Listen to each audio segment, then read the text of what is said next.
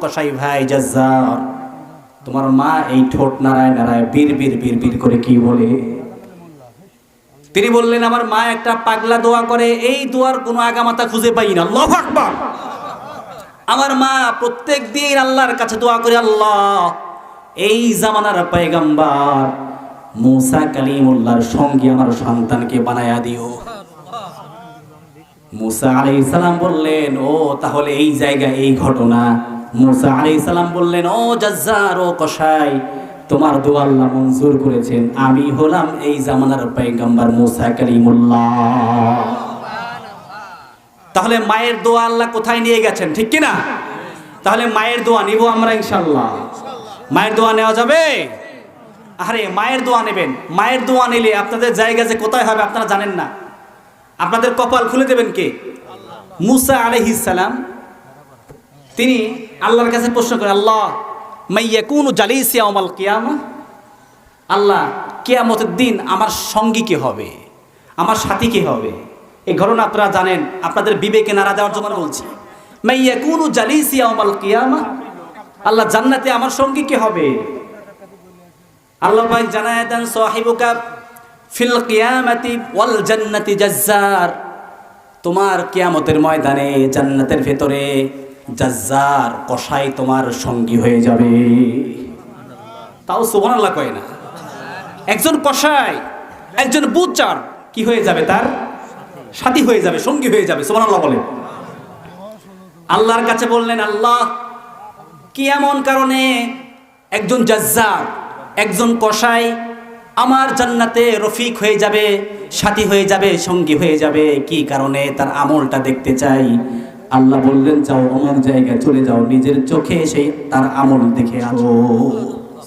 নিজে চোখে দেখে আসো, যাও অমুক জায়গায় চলে যাও। লোকেশন আল্লাহ বলে দিলেন। সুবহানাল্লাহ বলেন। সুবহানাল্লাহ বলেন না। লোকেশন আল্লাহ বলে দিলেন।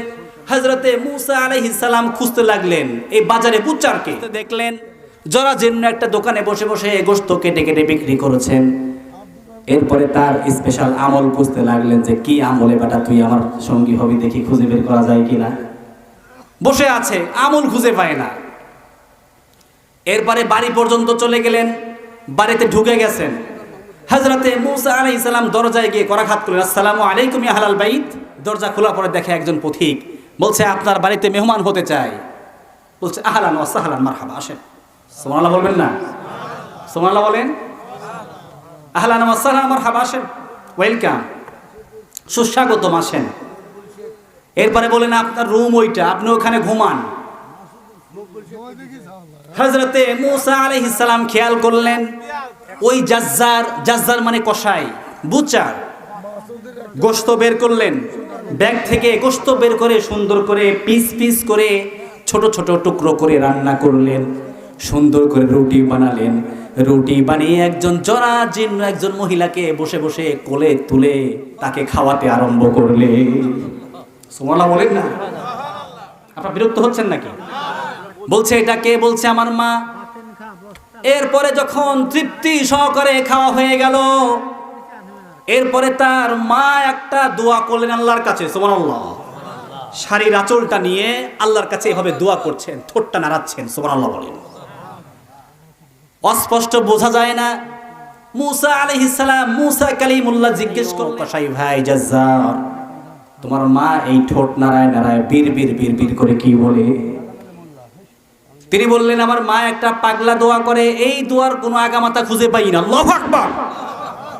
আমার মা প্রত্যেক দিন আল্লাহর কাছে দোয়া করে, আল্লাহ এই জামানার পয়গম্বর মুসা কালিমুল্লাহর সঙ্গে আমার সন্তানকে বানায়া দিও।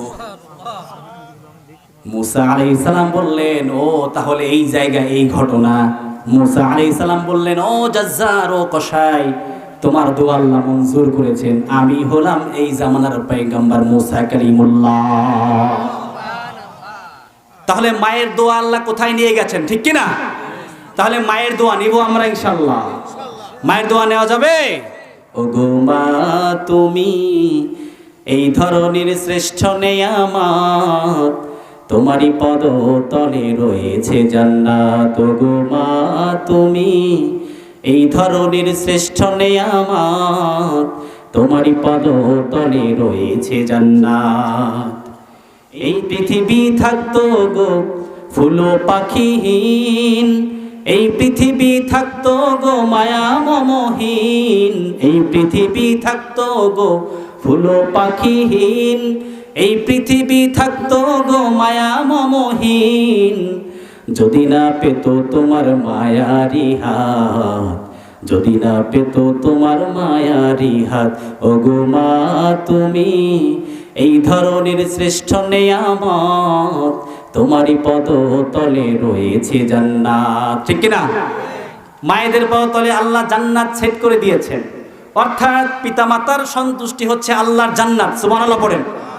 কেউ যদি 5 ওয়াক্ত নামাজ পড়ে আর পিতামাতার কাছে অসন্তুষ্টির কোনো কারণ হয়ে যায়, ওই মানুষটার কপালের মধ্যে জাহান্নাম লিখে দেবেন কে?